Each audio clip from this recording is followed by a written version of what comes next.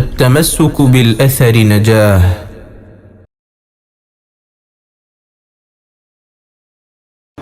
السلام عليكم ورحمة الله وبركاته.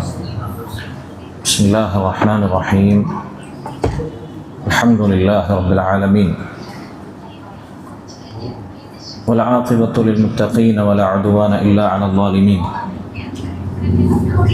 أصلي وأسلم على خاتم الأنبياء والمرسلين نبينا محمد وعلى آله وصحبه أجمعين ومن تبعهم بإحسان إلى يوم الدين.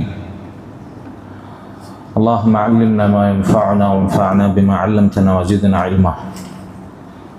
اللهم إنا نسألك خير هذه الليلة وخير ما بعدها، ونعوذ بك من شر ما في هذه الليلة وشر ما بعدها يا رب العالمين. رب اشرح لي صدري ويسر لي أمري واحلل عقدة من لساني يفقهوا قولي. സ്നേഹാദരണീയരായ ഈ മസ്ജിദിൽ ശബ്ദം കേൾക്കുന്ന ഈ മജ്ലിസിൽ ഒരുമിച്ച് കൂടിയിട്ടുള്ള സഹോദരങ്ങളെ, മുഅ്മിനീങ്ങളെ, അല്ലാഹു സുബ്ഹാനഹു വ തആലയുടെ ദീൻ പഠിക്കാൻ നമ്മുടെ ജീവിതത്തിലെ വളരെ പ്രധാനപ്പെട്ട ചില സമയങ്ങൾ, അല്പം ചില ദിവസങ്ങൾ മാറ്റിവെച്ചുകൊണ്ട് അള്ളാഹുവിൻ്റെ മസ്ജിദുകളുടെ മസ്ജിദിൽ നമ്മൾ ഒരുമിച്ച് ചേർന്ന് നിൽക്കുകയാണ്. അള്ളാഹുവിൻ്റെ കലാമും പരിശുദ്ധ ഖുർആനും അതിൻ്റെ വിശദീകരണമായ അവിടുത്തെ റസൂൽ സല്ലല്ലാഹു അലൈഹി വസല്ലമയുടെ ഹദീസുകളും അടിത്തറ പാകുന്ന ഇസ്ലാമിൻ്റെ വിശ്വാസ കാര്യങ്ങൾ, അഖീദയാണ് നമ്മൾ ഈ ദൗറയിലൂടെ അൽ-അർബഊൻ ഫി ഹുഖൂഖി റബ്ബിൽ ആലമീൻ എന്ന ഈ ചെറിയ ഹദീസ് സമാഹാരത്തിലൂടെ നമ്മൾ മനസ്സിലാക്കുന്നത്. അല്ലാഹു സുബ്ഹാനഹു വ തആല ഇത് അവസാനിക്കുവോളം നമ്മുടെ നിയ്യത്ത് ഇഖ്ലാസോടുകൂടി നിലനിർത്തുകയും നമുക്ക് ഉപകാരപ്പെടുന്ന അറിവുകൾ അതനുസരിച്ച് പ്രവർത്തിക്കുകയും അതിലായി ജീവിച്ചു മരിച്ച അള്ളാഹുവിനെ കണ്ടുമുട്ടുകയും ചെയ്യുന്നവരിൽ നാം എല്ലാവരെയും ഉൾപ്പെടുത്തുമാറാകട്ടെ. അതിനുള്ള തൗഫീഖ് നൽകുമാറാകട്ടെ. അതുകൊണ്ട് ആദ്യം എന്നെയും നിങ്ങളെയും ഓർമ്മപ്പെടുത്താനുള്ളത്, നമ്മുടെ നിയ്യത്ത് നമ്മൾ പരിശോധിച്ചുകൊണ്ടേയിരിക്കുക, പുതുക്കിക്കൊണ്ടേയിരിക്കുക, ഇഖ്ലാസ് ഊട്ടിയുറപ്പിക്കുക എന്നതാണ്. 22 ഹദീസുകൾ ഇതിനകം വിശദീകരിച്ചിട്ടുണ്ടാകും അല്ലേ? ഹദീസ് സാലിസ് വൽ അശ്റൂൻ, 23ാമത്തെ ഹദീസാണ് നമുക്കിനി വായിക്കാനുള്ളത്. الحديث الثالث والعشرون عن أبي هريرة رضي الله عنه أن رسول الله صلى الله عليه وسلم قال: لا يقولن أحدكم اللهم اغفر لي إن شئت، اللهم ارحمني إن شئت، ليعزم المسألة فإنه لا مكره له. متفق عليه. عن أبي هريرة رضي الله عنه أن رسول الله صلى الله عليه وسلم قال: لا يقولن أحدكم اللهم اغفر لي إن شئت، اللهم ارحمني إن شئت، ليعزم المسألة فإنه لا مكره له. متفق عليه. മഹാനായ സ്വഹാബി സല്ലല്ലാഹു അലൈഹി വസല്ലമയിൽ നിന്ന് ഏറ്റവും അധികം ഹദീസുകൾ റിപ്പോർട്ട് ചെയ്ത അബ്ദുറഹ്മാൻ ഇബ്നു സഖർ അദ്ദൗസി റളിയല്ലാഹു അൻഹു, അബൂ ഹുറൈറ എന്ന അപരനാമത്തിൽ അറിയപ്പെട്ട, കുഞ്ഞത്തിൽ അറിയപ്പെട്ട മഹാനായ സ്വഹാബി, അദ്ദേഹമാണ് ഈ ഹദീസ് നിവേദനം ചെയ്യുന്നത്. അബൂ ഹുറൈറ റളിയല്ലാഹു അൻഹു നിവേദനം ചെയ്യുന്നു: അന്ന റസൂലുള്ളാഹി സ്വല്ലല്ലാഹു അലൈഹി വസല്ലമ ഖാൽ, റസൂലുള്ളാഹി സ്വല്ലല്ലാഹു അലൈഹി വസല്ലം പറഞ്ഞു: ലാ യഖൂലന്ന അഹദുക്കും, നിങ്ങളിൽ ഒരാളും പറയരുത്, പ്രാർത്ഥിക്കരുത്, അല്ലാഹുമ്മ ഗ്ഫിർലി ഇൻ ശിഅ്ത, അല്ലാഹുവേ നീ ഉദ്ദേശിക്കുകയാണെങ്കിൽ എനിക്ക് പുറത്തു നൽകണേ, എനിക്ക് മഗ്ഫിറത്ത് നൽകണേ. അല്ലാഹുമ്മ അർഹംനി ഇൻ ശിഅ്ത, അല്ലാഹുവേ നീ ഉദ്ദേശിക്കുന്നുവെങ്കിൽ എനിക്ക് നീ കരുണ ചൊരിയണേ, എന്നോട് നീ റഹ്മത്ത് ചെയ്യണേ എന്നിങ്ങനെ നിങ്ങളിൽ ഒരാളും പ്രാർത്ഥിക്കരുത്, അള്ളാഹുവിനോട് ദുആ ചെയ്യുമ്പോൾ പറയരുത്. മറിച്ച് ലിയഅ്സിമിൽ മസ്അല, ഉറപ്പോടുകൂടി ദൃഢനിശ്ചയത്തോടുകൂടി ചോദിക്കുന്ന കാര്യം അള്ളാഹു നൽകുമെന്ന തികഞ്ഞ ഉറപ്പോടുകൂടി നിങ്ങൾ അള്ളാഹുവിനോട് ചോദിക്കുക. ലിയഅ്സിമിൽ മസ്അല, അള്ളാഹുവിനോട് നിങ്ങളുടെ ചോദ്യം ഉറപ്പോടുകൂടി നിങ്ങൾ നിർവഹിക്കുക. ഫഇന്നഹു ലാ മുക്രിഹ ലഹു, കാരണം അല്ലാഹു സുബ്ഹാനഹു വ തആലയെ ചോദിക്കുന്ന കാര്യത്തിൽ നിർബന്ധിക്കുന്നവനായി ആരുമില്ല. ചോദിക്കുന്നത് നൽകാൻ അള്ളാഹുവിനെ നിർബന്ധിക്കുന്നവനായി ആരുമില്ല. ലാ മുക്രിഹ ലഹു, ഇതാണ് ഹദീസിൻ്റെ പ്രത്യക്ഷാർത്ഥം. ഈ ഹദീസിൽ ഗ്രന്ഥകർത്താവ് ഉദ്ദേശിച്ചിട്ടുള്ള ഈ ഹദീസ് കിതാബിൽ ഉൾപ്പെടുത്താനുള്ള കാരണം, ഈ ഹദീസിൽ അല്ലാഹു സുബ്ഹാനഹു വ തആലയോട് നമ്മൾ നിർവഹിക്കുന്ന ദുആ എന്ന മഹത്തായ ഇബാദത്ത്, അതിൽ നമ്മൾ പാലിക്കേണ്ടുന്ന വലിയൊരു പാഠം, വലിയൊരു മര്യാദ പഠിപ്പിക്കുന്നുണ്ട്. ആ ദുആയിൽ ഉൾക്കൊള്ളാൻ പാടില്ലാത്ത, അള്ളാഹുവിനോട് നമ്മൾ നിർവഹിക്കുന്ന പ്രാർത്ഥനയിൽ പാടില്ലാത്തൊരു കാര്യം ഈ ഹദീസിൽ വിലക്കുന്നുണ്ട്. അത് അള്ളാഹുവിനോടുള്ള ദുആയിൽ സംഭവിക്കുന്ന മര്യാദകേടാണ്. അള്ളാഹു സുബ്ഹാനഹു വ തആലയുടെ മഹത്വത്തിന് നിരക്കാത്ത ചോദ്യമാണ്. അത് തൗഹീദിൽ ഭംഗം വരുത്തുന്നതാണ്. അതാണ് ഈ ഹദീസ് തൗഹീദ് പഠിപ്പിക്കുന്ന ഈ ഗ്രന്ഥത്തിൽ ഉൾപ്പെടുത്താനുള്ള കാരണം. ഏത് രൂപത്തിലുള്ള ദുആയാണ് ഇവിടെ വിലക്കപ്പെട്ടത്? അന്നഹ്യു അൻ തഅലീഖ് ദുആ ബിൽ മശീഅ, അല്ലാഹു നീ ഉദ്ദേശിക്കുന്നുവെങ്കിൽ എനിക്ക് പുറത്തു നൽകുക, നീ ഉദ്ദേശിക്കുന്നുവെങ്കിൽ എനിക്ക് കരുണ ചൊരിയുക. ഇങ്ങനെ അള്ളാഹുവിൻ്റെ ഉദ്ദേശത്തോട് ചേർത്ത് ബന്ധപ്പെടുത്തി നമ്മൾ ദുആ ചെയ്യാം. നീ ഉദ്ദേശിക്കുന്നുവെങ്കിൽ പുറത്തു തരും, നീ ഉദ്ദേശിക്കുന്നുവെങ്കിൽ എനിക്ക് കരുണ ചെയ്യും. ഈ ദുആയാണ് ഇവിടെ വിലക്കപ്പെട്ടിട്ടുള്ളത്. പണ്ഡിതന്മാർ ഇത്തരത്തിലുള്ള ദുആഇൻ്റെ ഹുക്മിനെ കുറിച്ച് സംസാരിക്കവേ മഹാനായ ഇബ്നു അബ്ദുൽ ബർ റഹിമഹുള്ളയെ പോലെയുള്ളവർ പറഞ്ഞു, ഇത് ഹറാമാണ്. അള്ളാഹു നീ ഉദ്ദേശിക്കുന്നുവെങ്കിൽ എനിക്ക് പുറത്തു തരൂ, നീ ഉദ്ദേശിക്കുന്നുവെങ്കിൽ എനിക്ക് കരുണ ചെയ്യൂ, നീ ഉദ്ദേശിക്കുന്നുവെങ്കിൽ ഇന്നാലിന്നത് എനിക്ക് നിർവഹിച്ചു തരൂ എന്നിങ്ങനെ അള്ളാഹുവിൻ്റെ ഉദ്ദേശത്തെ ചേർത്ത് അള്ളാഹുവിനോട് നമ്മൾ ദുആ ചെയ്യാന്നുള്ളത് ഹറാമാണെന്നാണ് അഹ്ലുസുന്നയുടെ പണ്ഡിതന്മാർ വിലയിരുത്തിയിട്ടുള്ളത്. അതുകൊണ്ട് ഇത്തരത്തിലുള്ള ദുആ നമ്മൾ അള്ളാഹുവിൻ്റെ മശീഅത്തിനോട്, ഉദ്ദേശത്തോട് ചേർത്തി അള്ളാഹുവിനോട് തേടുന്നത് പാടില്ല എന്നതാണ്. എന്തുകൊണ്ടാണ് ഇത് ഹറാമാണെന്ന് പറയാനുള്ള തെളിവ് എന്താണ്? ഈ ഹദീസ് തന്നെ.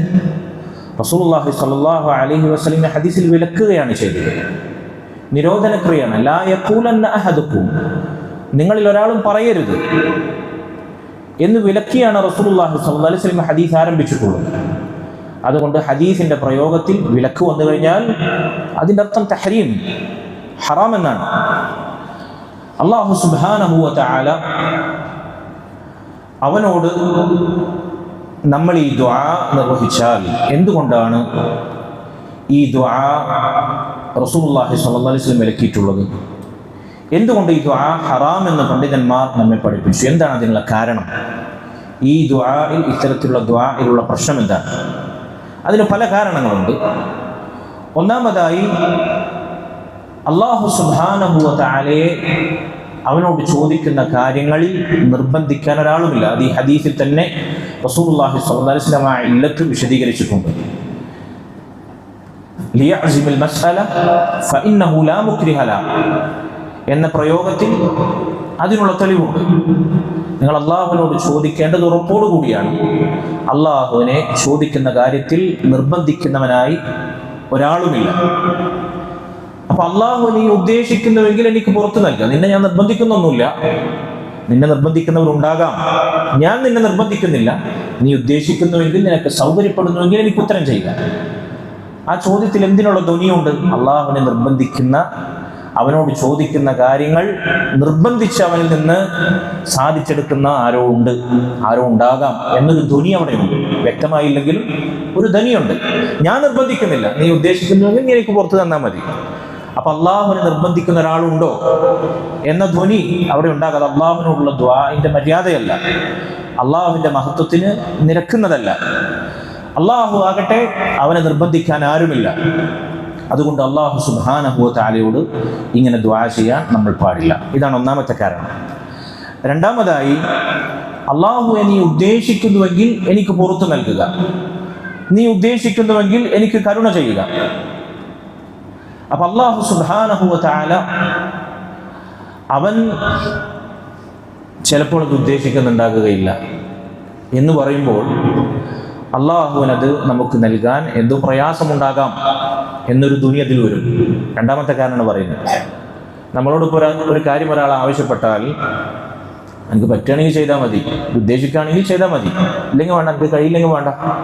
അപ്പൊ കഴിയാത്തൊരവസ്ഥ അവിടെ ഉണ്ടാകാം.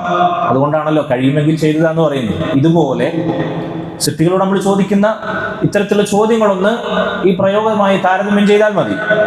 നിനക്ക് കഴിയുമെങ്കിൽ, നീ ഉദ്ദേശിക്കുന്നുവെങ്കിൽ ചെയ്തു നൽകൂ എന്ന് പറയുന്നത് പോലെ അള്ളാഹുവേ നിനക്ക് ഉത്തരം ചെയ്യാൻ സാധിക്കുകയാണെങ്കിൽ, സാധിക്കുന്ന കാര്യമാണെങ്കിൽ നീ ഉത്തരം ചെയ്യും, ഇല്ലെങ്കിൽ വേണ്ട. അപ്പൊ സാധിക്കാത്തൊരു കാര്യമുണ്ടോ എന്നൊരു ധ്വനി അവിടെ ബാക്കിയാകും.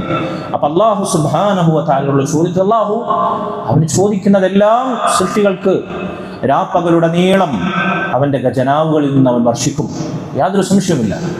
അള്ളാഹുവിൻ്റെ കരങ്ങൾ സമ്പന്നമാണ്, സമൃദ്ധമാണ്. അള്ളാഹു അവൻ എന്തു ചെലവഴിച്ചാലും അവൻ്റെ ഖജനാവിൽ നിന്നൊന്നും കുറയുന്നില്ല. അപ്പൊ അള്ളാഹു സുബ്ഹാനഹു വ തആലക്ക് അസാധ്യമായ എന്തെങ്കിലും ഉണ്ടോ എന്ന ധ്വനി. അതുകൊണ്ട് നിനക്ക് സാധിക്കുന്നത്, നീ ഉദ്ദേശിക്കുന്നത് എനിക്ക് തന്നാൽ മതി, നീ ഉദ്ദേശിക്കുന്നുവെങ്കിൽ എനിക്ക് പുറത്തു നൽകിയാൽ മതി എന്ന പ്രയോഗത്തിൽ അള്ളാഹുവിന് അസാധ്യമായ എന്തെങ്കിലും ഉണ്ടോ എന്നൊരു ധ്വനി അവിടെ വരുന്നു. മൂന്നാമതായി നമ്മൾ മനസ്സിലാക്കണം, ഇങ്ങനെ ഒരാൾ ദുആ ചെയ്യുമ്പോൾ അയാളുടെ ദുആഇന്റെ സ്തംഭങ്ങളായി ഉണ്ടാകേണ്ടുന്ന അൽ ഇഫ്തിഖാർ വദ്ദുൽ വൽ ഖുദൂ വൽ ഇൻകിസാർ, അള്ളാഹുവിൻ്റെ മുമ്പിൽ അങ്ങേയറ്റത്തെ വിനയവും താഴ്മയും, അള്ളാഹുവിലേക്ക് ഞാൻ എത്രത്തോളം ആവശ്യക്കാരനാണ്, ആശ്രിതനാണ് എന്ന ബോധവും ഉബൂദിയത്തും, അള്ളാഹുവിൻ്റെ മുമ്പിൽ ഞാൻ ഒന്നുമല്ല, ഞാൻ സമ്പൂർണ്ണ അശക്തനാണ് എന്ന തുറന്ന സമ്മതവും അടിയറവും ഈ ദുആഇന്റെ പ്രയോഗത്തിൽ നഷ്ടപ്പെടുകയാണ്. അല്ല, നീ ഉദ്ദേശിക്കുന്നുവെങ്കിൽ പുറത്തു തന്നാൽ മതി, എനിക്ക് പുറത്തു കിട്ടണം നിർബന്ധമൊന്നുമില്ല. നീ പുറത്തു തന്നില്ലെങ്കിലും, നീ കരുണ ചെയ്തില്ലെങ്കിലും എൻ്റെ കാര്യങ്ങൾ നിർവഹിക്കാൻ നിന്റെ കരുണയില്ലെങ്കിലും നിന്റെ സഹായമില്ലെങ്കിൽ ഞാൻ സ്വയം പര്യാപ്തനാണ്, എനിക്ക് കഴിയും. ഒരു കണ്ണിമ വെട്ടുന്ന സമയത്തേക്ക് പോലും അള്ളാഹുവിൻ്റെ സഹായമില്ലാതെ, അള്ളാഹുവിൻ്റെ കാരുണ്യമില്ലാതെ നമുക്കിവിടെ ജീവിക്കാൻ സാധിക്കുകയില്ല. അള്ളാഹുവിൻ്റെ റസൂൽ സല്ലല്ലാഹു അലൈഹി വസല്ലം പഠിപ്പിച്ച നിത്യജീവിതത്തിലെ ദുആ ദിക്റുകളിൽ നമ്മളത് പ്രാർത്ഥിക്കുന്നതാണ്. യാ ഹയ്യു യാ ഖയ്യൂം ബിറഹ്മതിക അസ്തഗീസ് അസ്ലിഹ് ലി ശഅനി കുല്ലഹ് വലാ തകിൽനി ഇലാ നഫ്സി തർഫത ഐൻ. സഹോദരങ്ങളെ, അള്ളാഹുവിനോട് നീ ഉദ്ദേശിക്കുന്നുവെങ്കിൽ പുറത്തു നൽകുക, ഇല്ലെങ്കിൽ വേണ്ടതില്ല. നീ ഉദ്ദേശിക്കുന്നുവെങ്കിൽ കരുണ ചെയ്യുക. അപ്പൊ നീ ഉദ്ദേശിക്കുന്നുവെങ്കിൽ ചെയ്താൽ മതി, ഇല്ലെങ്കിൽ എനിക്ക് എൻ്റെ കാര്യങ്ങൾ നോക്കാൻ ഞാൻ മാത്രം മതി എന്ന അടിമയുടെ സ്വയം പര്യാപ്തത നടിക്കുന്ന ഭാവം ഈ പ്രയോഗത്തിലുണ്ട്. അതുകൊണ്ട് അള്ളാഹു സുബ്ഹാനഹു വ തആലയിലേക്ക് ഞാൻ അങ്ങേയറ്റത്തെ ആവശ്യക്കാരനാണ്, അള്ളാഹുവിലേക്ക് സദാ ഞാൻ ആശ്രിതനാണ് എന്ന ബോധം, എന്ന ഭാവം, എന്ന ഹൃദയത്തിൻ്റെ ഉബൂദിയത്തിൻ്റെ തലം ഈ ദുആഇൽ നിന്ന് നഷ്ടപ്പെടുന്നു. ഇതിലെ പ്രയോഗത്തിൽ മനസ്സിലായിട്ടുണ്ടാകുമല്ലോ. ഈ 3 ഇല്ലത്തുകളാണ് ഈ ദുആ ഒരു മുസ്ലിമിന് ചെയ്യാൻ പാടില്ല, അത് ഹറാമാണ് എന്ന് പണ്ഡിതന്മാർ നിർദ്ദേശിച്ചതിനുള്ള കാരണം.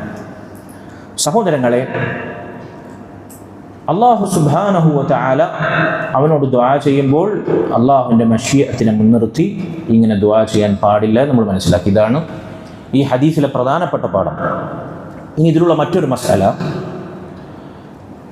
നമ്മൾ അള്ളാഹുവിൻ്റെ മശീഅത്തിനെ ചേർത്ത് ദുആ ചെയ്യുന്നത്, സംസാരിക്കുന്നത്, പ്രയോഗങ്ങൾ നടത്തുന്നത് അത് വ്യത്യസ്ത രൂപത്തിലുണ്ട്.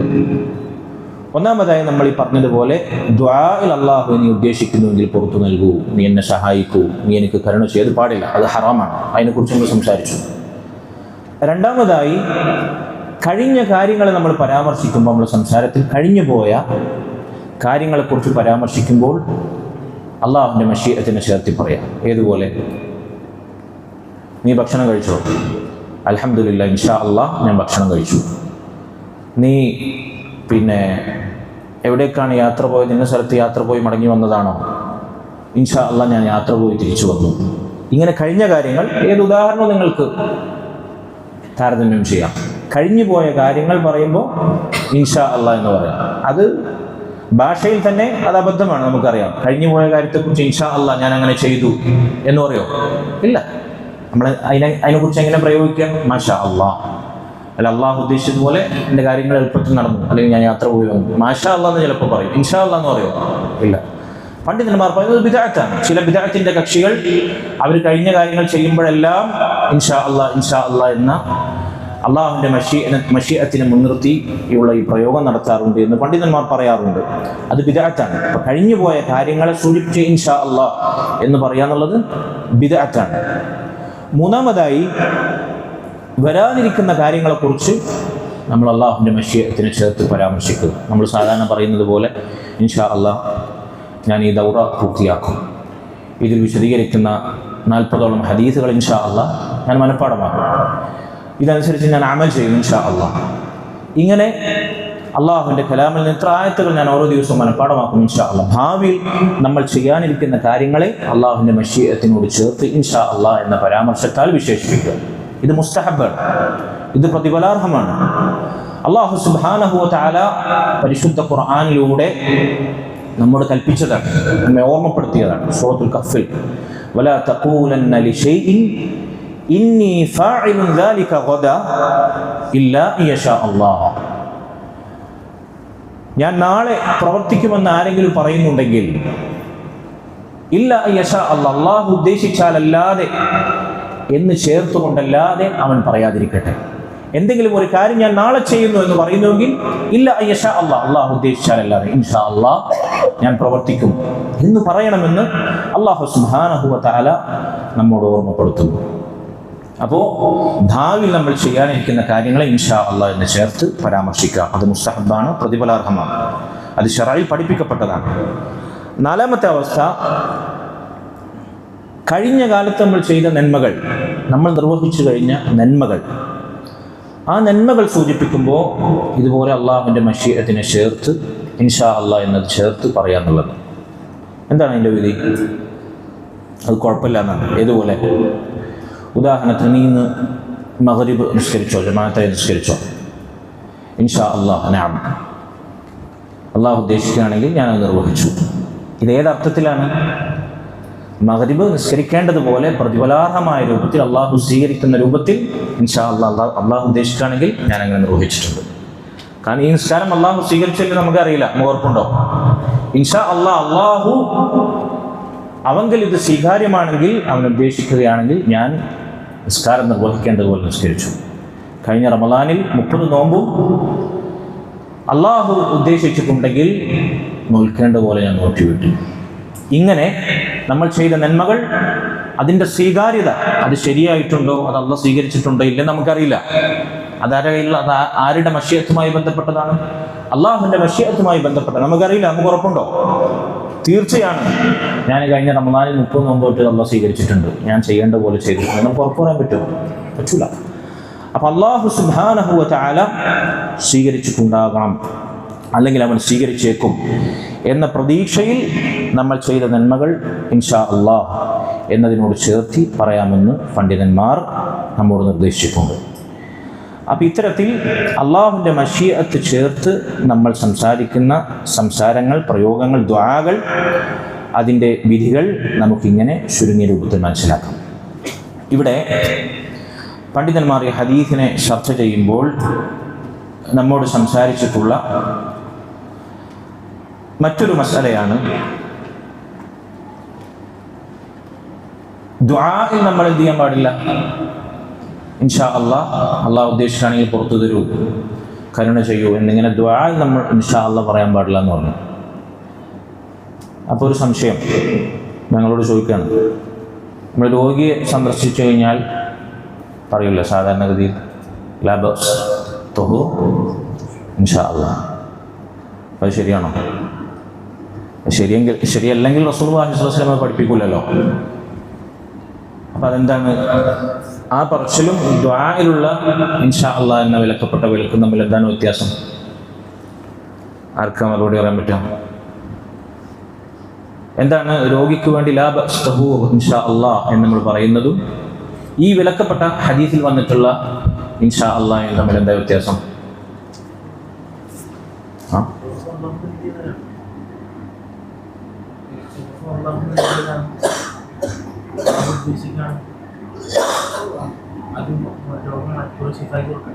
അതായത് അവിടെ അല്ലാഹു സുബ്ഹാനഹു വ തആല ഉദ്ദേശിക്കുക എന്ന അർത്ഥത്തിൽ പറഞ്ഞിട്ടുള്ളത് അത് ആ രോഗിക്ക് ആശ്വാസം നൽകുന്ന വാക്കാണ്.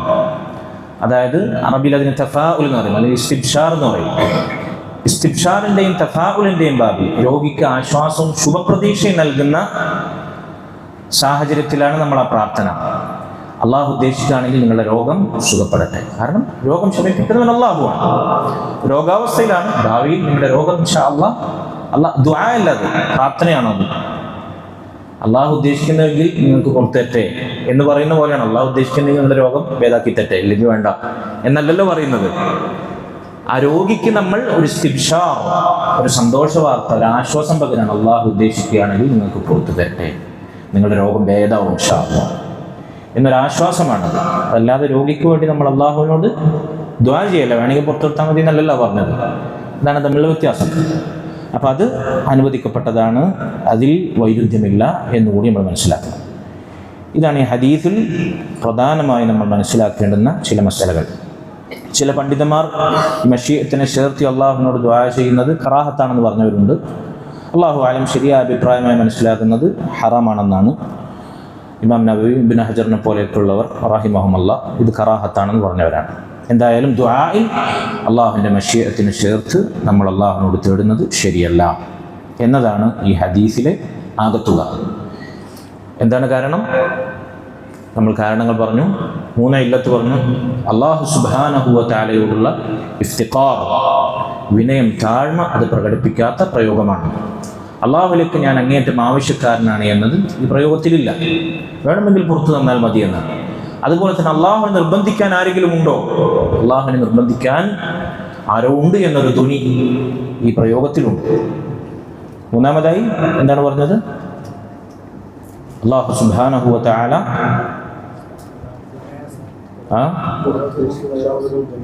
അതെ, അള്ളാഹു സുബ്ഹാനഹു വ തആലക്ക് കഴിയാത്ത എന്തെങ്കിലും ഉണ്ടോ? അള്ളാഹുവിന് ഇത് പ്രയാസകരമായേക്കുമോ? അപ്പം അതിന് ലളിതമാക്കാൻ വേണ്ടി ഉദ്ദേശിക്കുന്നത് കൊടുത്താൽ മതി എന്ന പ്രയോഗത്തിൽ ആ ധ്വനിയുണ്ട്.